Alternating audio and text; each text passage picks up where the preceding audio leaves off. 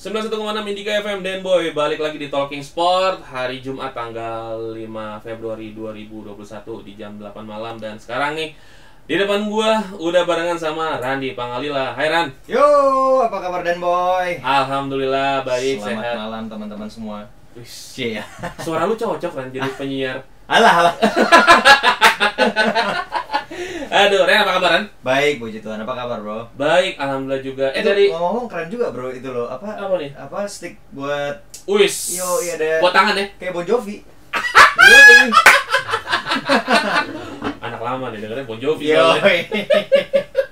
Ren, ini gue kemarin sempat kaget gara-gara teman-teman di Indika kayak ngajuin nama lo buat jadi tamu gue malam hari ini. Wih, siap. Kenapa kaget nih? Karena gini, jujur gue bola anaknya. Wah. Lo suka sama Cio kan? Yoi. Iya, kita pernah ada di satu program yang sama waktu itu sama Cio. Dan ini Den, ini Boy, kita mau ngobrol sama Randi Pangalila. Oh, Doi mau. Waduh, gile. Bahasa apa nih?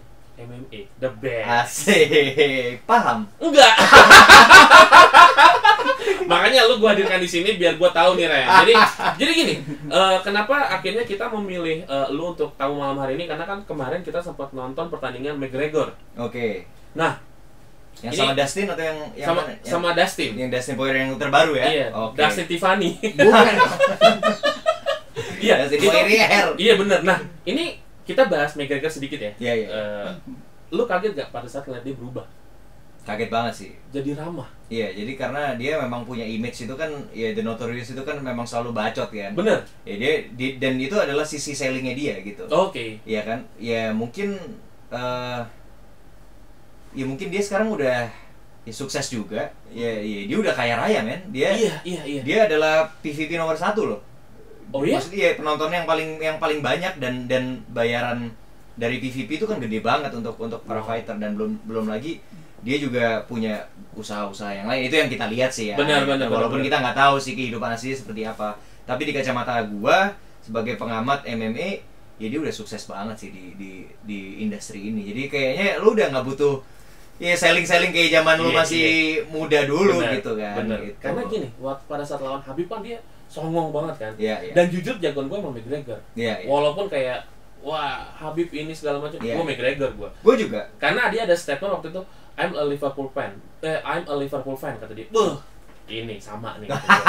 Ini berangkatnya dari sana sih. Musuhan dong berarti kita. MU lu ya? Arsenal gua. Ace. Oh lu Arsenal. Sorry nih, nggak di 4 besar. Aduh, sialan.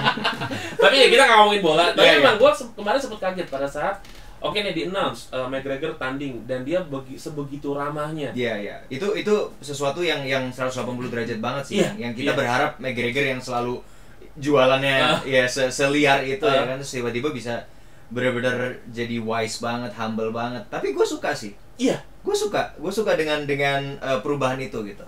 menjadi dewasa banget. Iya, menjadi dewasa banget. Gue rasa juga ya banyak komentar-komentar ya keyboard warrior di luar sana yang bilang ya mungkin Khabib beneran bikin dia jadi humble. Tapi gue rasa bukan cuma itu sih. Gue rasa ya dia juga sudah punya anak 2 dan dia udah jadi seorang bapak sekarang gitu. Benar. Dulu waktu lo masih bujangan, maksudnya ya, lo udah punya istri sih, tapi kan lo belum punya anak tuh, lo masih bisa ya koar-koar lah gitu. Begitu lo punya anak, lo itu yang akan merubah. Nah, gue setuju sama lo ketika orang udah punya anak lah ya. Ya dia udah punya anak, pasti pemikiran udah beda. Pasti. Dan gue yakin juga dia udahlah kayaknya emang banyak yang teman-teman gue yang nge-tweet ataupun bikin stories udah habis masa lu. Setuju gak lu? Masanya McGregor udah habis. Gue nggak setuju sih. Kalau dibilang masanya McGregor udah habis, enggak. McGregor tuh masih petarung yang baik. Cuman lo harus lihat, lo nggak bisa membandingkan oh dia kalah lo, men. Dia kalah di lini 5 besar dunia. Bener. 5 besar dunia itu udah susah bro lo ngelawannya. Dustin juga jago banget. Oh iya. Jago banget. Dan kalau dibilang masa lo udah habis, ya enggak. Kalau dia dilawanin sama yang 10 besar, dia masih menang. Pasti. Cuman dia ini udah masuk ke kandang 5 besar yang berat-berat nih lawannya gitu kan. Lo lihat siapa aja di dalam situ. Ada Dan Hooker, ada yang baru lagi, ada Michael Chandler. Iya. Pindahan dari Bellator itu juga itu gila banget.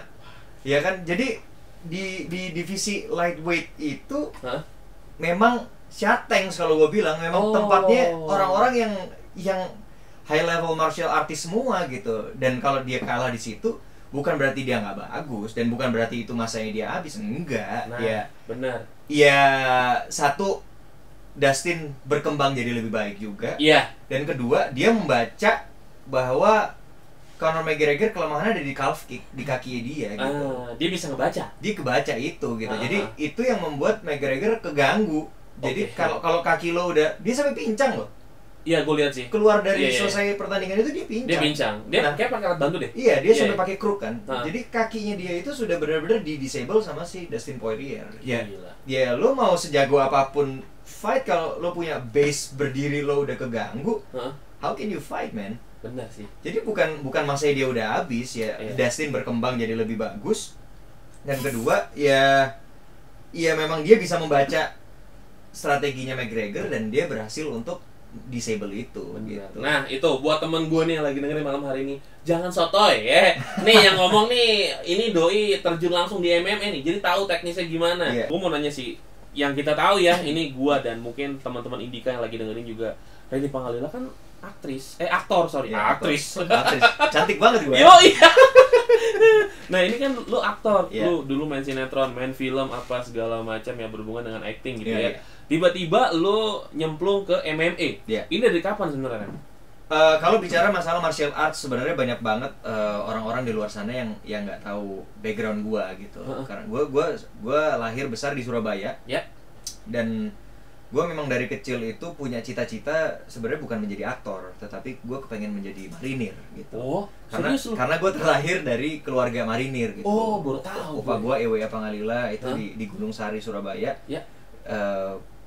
Dan gue punya impian, punya cita-cita, gue kepengen nerusin perjalanan opa gue gitu. Nah, sebagai tentara. Nah, oleh sebab itu gue dari kelas 4 SD itu memang udah masuk ke bela diri, waktu itu taekwondo. Karena gue kepengen menjadi atlet untuk supaya gue misalnya gue mau masuk ke marinir, gue bisa pakai jalur prestasi gitu. Dan bisa ya? Iya. Dan gue memang dulu bukan cuman ikut-ikutan taekwondo, tapi gue juga sampai kejuaraan. Gue sampai di terakhir gue kejuaraan kejur cap itu di Surabaya. Gue masih ingat banget di nama universitas gue lupa, dan di situ gue juara 2. Gue sempet patah tulang. Oh iya? Dan sampai sekarang kalau misalnya ini kan ada video di sini ya. Iya. Ini gue bisa dilihat tangan kanan gue nih ada tulangnya, tangan kiri gue nggak ada. Oh iya deh.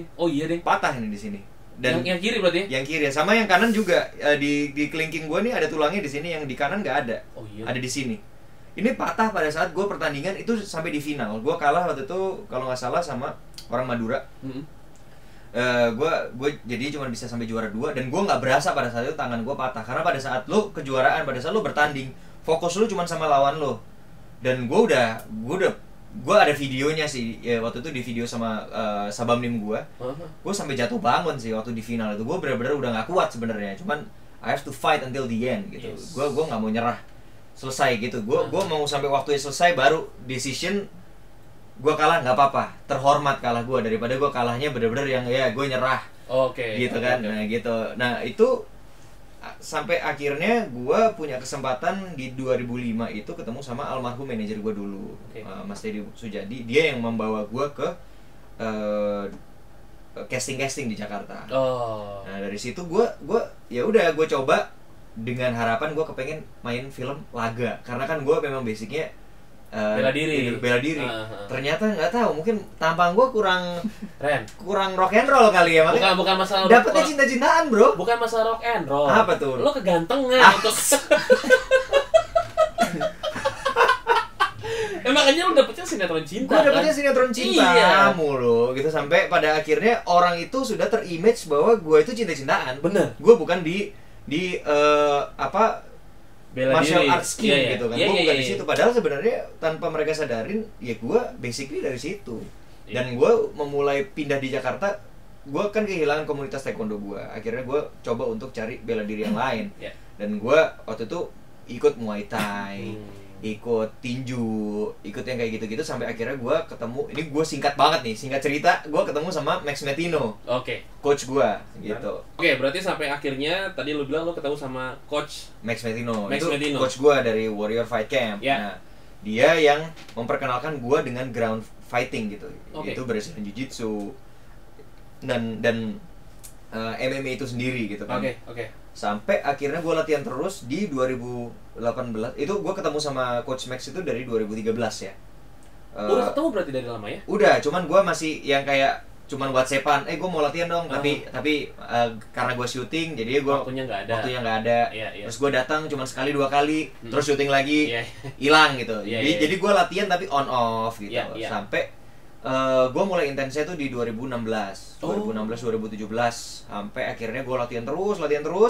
2018 gue ditawarin sama Coach Max, lu mau nggak kalau ada fight di One Pride? Wow. Eksibisi aja katanya. Ya. Apa yang ada di pikiran lo saat itu? Jantung gue rasanya kayak dek gitu, kayak shit man. Lo nggak pernah kepikiran buat tanding kan? Gue nggak kepikiran untuk tanding lagi gitu. Karena itu udah lama gue kubur gitu. Dan gue udah terlanjur terlalu lama hidup nyaman. Ibaratnya hidup nyaman tuh kayak misalnya gue. Ya kan lo sebagai aktor itu kan di lokasi syuting lo dijamu, kan. Terus sutradara itu kayak kalau misalnya ada adegan action pun nggak boleh kena, nggak boleh apa gitu. Stuntman ya? Iya, gue udah terlalu terbiasa lama untuk dijamu gitu, sampai akhirnya diajakin untuk fight. Gue ada dalam hati gue, fight lagi. Ya gue masih punya nyali nggak nih? Ada dalam hati gue tuh sempat tegang gitu. Cuman gue mikir juga dalam hati gue, ya kalau gue latihan mulu terus nggak ada goalsnya, and then for what man? Gue cuma buang-buang waktu, buang-buang uang. Tapi gue nggak ada goalsnya gitu. Dan gue mengiyakan fight pada saat itu sebenarnya untuk men-challenge diri gue sendiri. Nggak peduli siapapun lawannya. Jadi gue tuh cuma untuk men-challenge diri gue sendiri, seberapa berani gue, seberapa kuat gue untuk ngejalanin training campnya. Karena menurut gue fightnya dengan training campnya lebih berat training campnya, bro. Oh ya? Lebih berat training campnya. Gue training camp itu sampai gue gila muntah-muntah, sampai gue dibantai sama seluruh coach yang ada di Warrior Fight Camp. Gila. Mereka shark tanks gue every day. Gila. Itu gue udah kayak, gue sempet dalam hati kayak, gue ngapain sih ngambil ini gitu. Pada saat fightnya it's really fast dan kayak apa ya? Ya lo nggak nyangka kalau ternyata lebih berat latihannya daripada fightnya. Itu yang terjadi sih gitu. Jadi apa? Ya gue mengambil kesempatan untuk fight ini ya untuk ngetes diri gue sendiri, bukan untuk dan akhirnya lo siapa lawannya gitu. Akhirnya lo yaudah ayo. Gue ayoin aja. Lo ayoin, akhirnya lo tanding. Lawan pertama lo siapa? Fajar Ibel. Kenal lo ya? Bel. Gua pada saat nonton gua bareng-bareng. Oh iya. Lu kan kelar. sekali kelar kan? Iya. Cuma berapa menit? 32 detik kan? Ya, gila. Iya. Sakit banget Ren, itu gua aja ngeliatnya takut tuh lu. Sakit banget bro. Iya. Dan gue sedihnya gini. Itu kita lakuin real. Iya. Banyak banget keyboard warrior di luar sana yang bilang, wah ini settingan, wah ini apa. Lo tanya sama Ibel, lo mau nggak disetting begitu? Kagak ada lah yang mau disetting seperti itu. Gila kali. Babak belur Ren, Ibel. Nggak bakalan ada lah yang mau disetting seperti itu. Ini it's real man. Jadi kayak dan Ibel pun dia juga latihan keras sama Theo. Iya, gue lihat. Dia latihan keras untuk itu. Nah, soal hasilnya ternyata bisa secepat itu, well, ya lu jangan langsung ngambil conclusion, oh itu cuman settingan. Lu gila kali. Fajar Ibel, bener tadi gue bilang. Lu latihan sangat keras. Iya. Lu latihan digembleng sebegitunya sama coach lu. Ada berapa coach waktu itu? Coach utamanya Max Metino, cuman kan ada coach Rama. Iya. Ada yang lainnya. Ya 2-3 orang lah. 2-3 orang. Dan Fajar Ibel juga apa namanya? Latihan keras sama juga. Kan, dan pada saat kita nonton saat itu, ayo nih Ibel nih. Gue jujur gue pegang Ibel. Iya. Ibel lah, ayo anak radio nih. Ayo gitu. Debuk aja. Dah, abis nih. Jujur saat itu gue ketawa. Iya, kan Ibel kena. Jahat parah. Teman macam apa ini? Bukan masalah gini. Karena kita tahu pribadi Ibel kan. Iya. Semenyenangkan itu. Lucu orang itu kan. Akhirnya pada saat gue ngakuin Ibel nyalinya gede juga tuh. Iya. Kalau misalnya yang ditawarin gue, enggak deh, kata gue. Iya. Gue mungkin ntar dulu dah. Tapi karena Ibel kan juga latihan sama Theo juga udah. Iya, karena Ibel memang gue juga tahu latar belakangnya seperti apa gitu. Iya. Ketika Ibel, wah kayaknya sengit sih. Paling nggak gini, Ini kayaknya bisa panjang nih. Iya. Oh ternyata tidak, 32 detik. At least 2 ronde lah ya. 2 ronde. Itu yang ada dalam pikiran gue juga. Iya gitu. kan? Iya. Nah, tapi gini Ren, untuk satu pertandingan itu berapa lama sih Ren? 5 menit.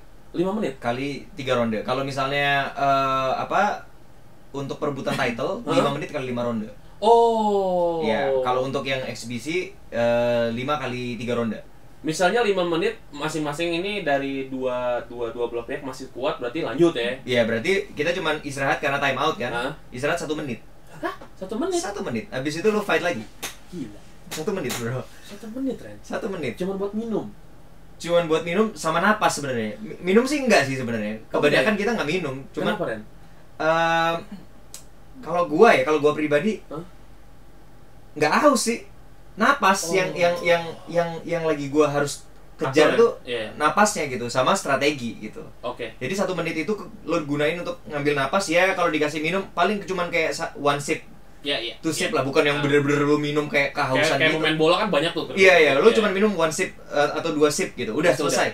Selesai, habis itu lo lebih butuh ke coach lo ngomong apa gitu. Ren, tapi kalau ngomongin soal kunci mengunci, Iya. teknik kunci andalan lu tuh gimana, Ren?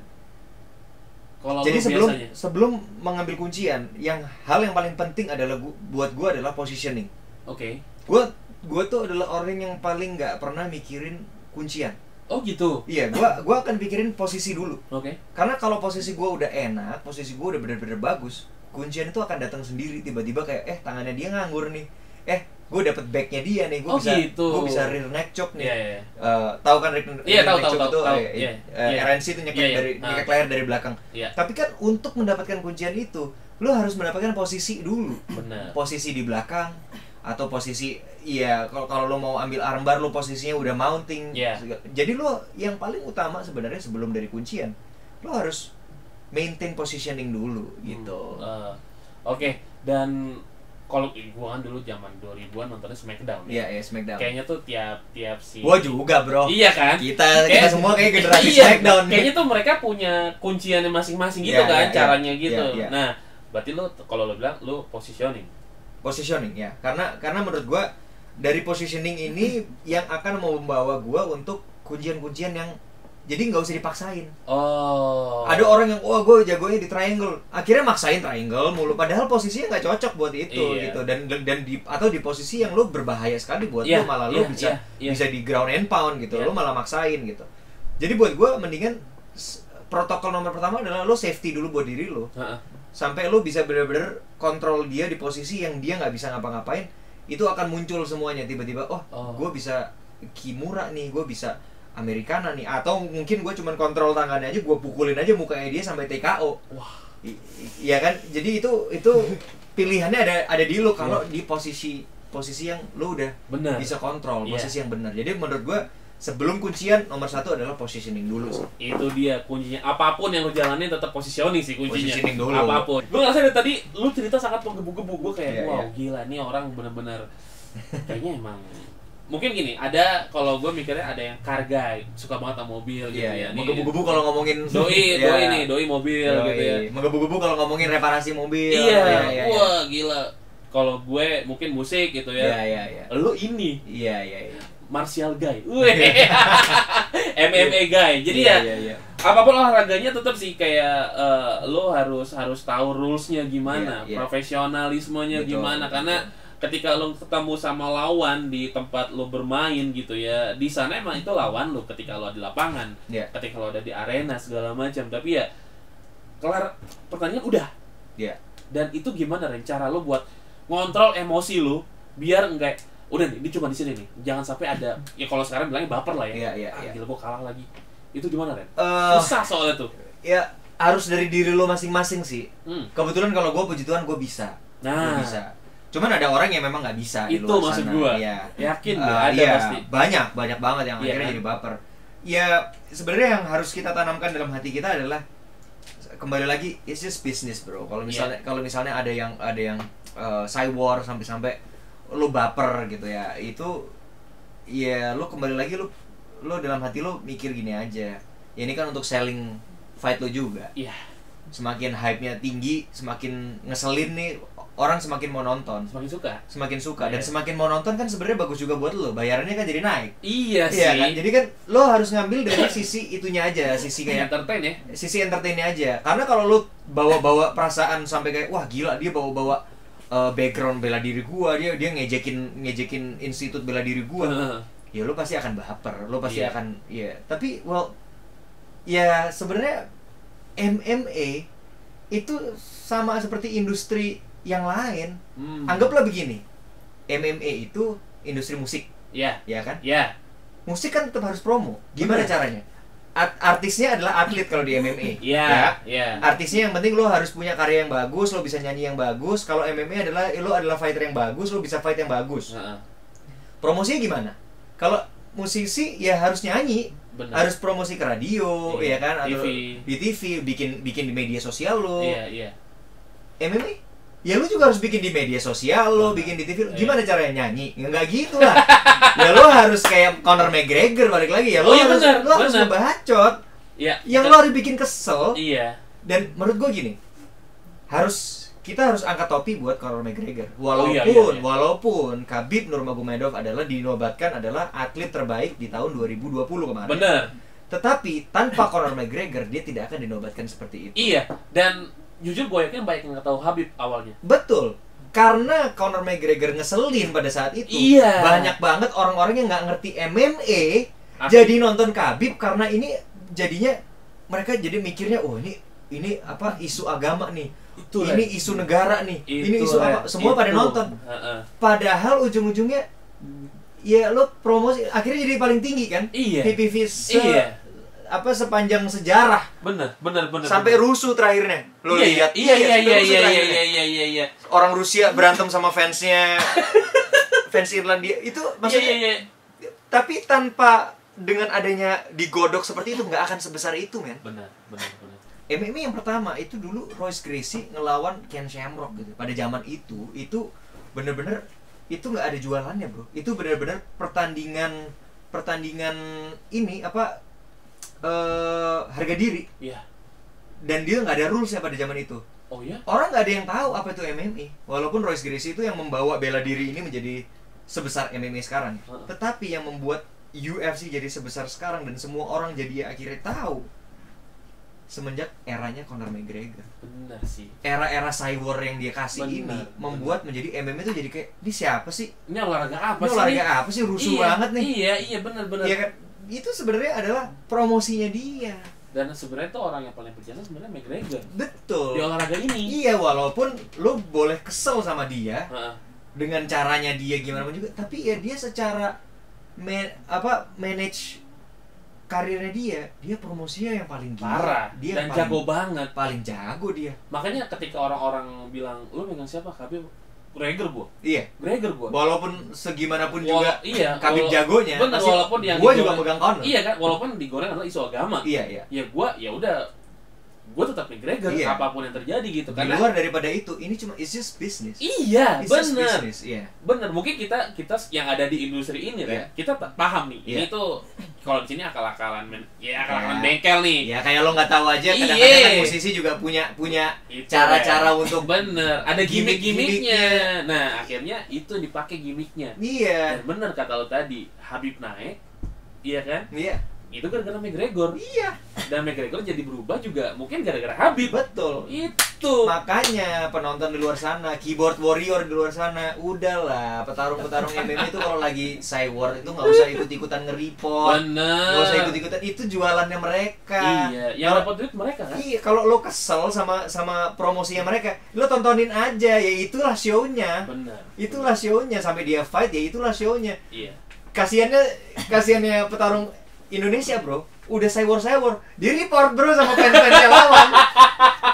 Terus tiba-tiba lah IG gue kok nggak bisa dibuka lah. Lo gimana sih? Lo mau lihat fightnya? Kagak. Tapi yang lucu adalah ketika McGregor lawan Khabib, itu banyak banget orang Indonesia yang komen di sana. Iya. Gila. Emang single. Udah gitu bawa isu yang lain. Iya, ya elah. Ya nggak ngerti kalau ya elah ini kan lah ya. Tapi memang sampai Khabib itu baper beneran. Oh iya. Ada di YouTube. Conor itu pada saat dihajar sama Khabib, dia tuh ngomong kedengeran sama mikrofon UFC, dia ngomong it's just business. it's just business. Jadi waktu dipukulin sama Khabib, dia tuh udah ngomong it's just business. Khabibnya baper men, bener-bener kayak now we're talking. Oh iya. Itu adalah yang tadi gue bilang bro. Di bisnis fight ini, sewer itu nggak disetting. Ada orang yang menganggap oh ya udah ini cuman bisnis. Tapi ada yang benar-benar sampai baper beneran seperti yang tadi gue bilang. Ya. Ada orangnya dan gue kenal. Gitu. Mereka adalah atlet profesional, seworan, baper dua-duanya. Akhirnya sekarang jadi bener-bener jadi musuhan beneran. Itu yang kita hindarin. Oke. Itu makanya kalau misalnya emang lu tahu diri lu tuh baperan. Udah, enggak usah main-main yang gitu-gitu dah. Udah dah. Yang ada lu malah nggak maju-maju ntar soalnya iya kan? Jangan. Main game-game online aja. Kalau baper main di situ aja. Lo bisa ngechat soalnya. Iya, lu marah-marah di situ. Iya, marah-marah di situ aja. Dia main PUBG juga gila tuh. Yoi. Ini gimana sih nih? Jangan diambil tuh ini. Woi, kok marah-marah? Mobile Legend. Buset, rusuh banget. Iya, bocah-bocah. Bocah, buset ngata-ngatain yang udah, buset. Bocah ngomongnya kasar-kasar banget. Parah. Lebih jahat daripada petarung MMA, Bro. Iya, Ren. Gila ini kata-katanya menyakitkan, lebih sakit daripada coach gua. Parah. Gue denger temen-temen gue main, gila nih. Gimana sih nih? Parah. Kasar-kasar banget Iya, ngomongnya, kasar. Dan Ren, thank you banget Ren. Gue juga thank you. Udah ngobrol panjang lebar. Lo lagi ngejar apa sekarang Ren? Gue sekarang ada film baru, cuman sekarang masih lagi promosi untuk mama milenial sih. Oh, ada di GoPlay ya? Di GoPlay. Yoi, silakan tuh kalau misalnya menonton di download GoPlay ya. Download di GoPlay. Ada di sana, lo main barengan si Cicio ya? Ada si Cio juga, dan Mikatan Boyong di situ. Ada banyak sih pemain-pemainnya di situ. Masih syuting? Udah selesai. Sekarang lagi masa promonya. Oke. Kalau ketemu Cio salam. Siap. Dia pernah main sini juga tuh. Dia kalau nggak salah Juventini ya. Kesel dia. Dia kesel banget tuh kalau ngomongin itu tuh. Oh, gak usah ngomongin Juve kan. Iya. Dengan gaya dia Itali. Iya. Oke Randy, thank you banget. Thank you banget, bro. Udah mampir ke Talking Sport. Siap. Sukses terus buat lo. Sama-sama. Sehat-sehat. Lo kalau latihan di mana tadi? Theodorus Ginting di Lions MMA. Kalau ada yang mau ikutan gabung boleh? Boleh dong gabung. Buka aja di Google tuh, ada Lions MMA langsung keluar tuh. Hanya cuma satu di Jakarta di Pluit. Nah, silakan yang tertarik sama obrolan malam hari ini, kalau lo mau bergabung dengan teman-teman di sana, silakan dicek Instagramnya tadi kemarin, sorry. Lions MMA. Lions MMA, silakan di follow, lo pelajarin dulu kalau memang lo ngerasa oke, gue udah bisa nih, langsung aja. Kayak di sini jalan gue nih ya. Yo, yang tadi kayaknya ini nih. Tapi ingat ya, setiap apapun yang lo lakuin ada resikonya. Betul. Lo harus tahu kalau lo MMA resikonya apa, lo harus terima dia tuh. Jangan baper lagi sekali lagi ya. Thank you banget Randy Pangalila. Sama-sama. Buat Isu juga sehat-sehat ya. Amin. Lancar-lancar persalinannya. Amin, sebentar lagi bro. Amin, gue doain juga lancar. Amin. Lo juga Ren sehat-sehat. Buat Amin. teman Indika, kita ketemu lagi hari Selasa. Jangan lupa dengerin Indika FM tiap hari ya. Besok akan ada Big 80s 90s. Hari Senin barengan sama Melki dan Aden lagi di pagi. Jadi buat lo, gue undur diri dulu. Selamat istirahat dan happy weekend.